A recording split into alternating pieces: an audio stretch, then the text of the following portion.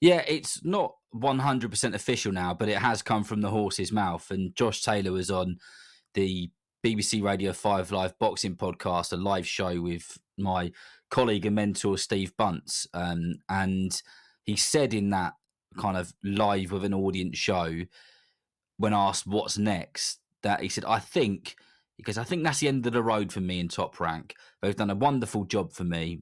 I guess his contract with them is, like it has expired or whatever it is. The deal which he had is over. The Jack Catterall rematch must have been the last fight.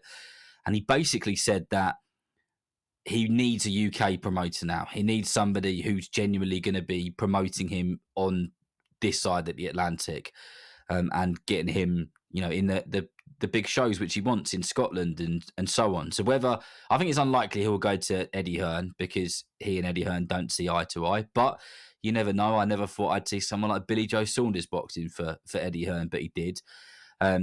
Whether he'll go for Ben Shalom and Boxer is one to find out. But my gut feeling is that he'll sign with Frank Warren and Queensberry. Now, people will know that I work with Frank Warren and Queensberry. I do all their undercards and stuff. I don't know that. That is me having an educated guess.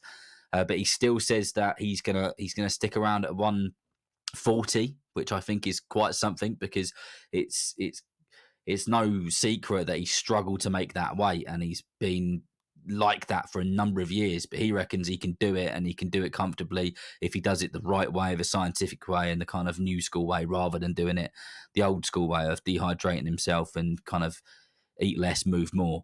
But it did make me wonder about the fights which we could potentially see Josh Taylor in. I would nearly said Josh Warrington then. He's another story, but we'll save that for next week.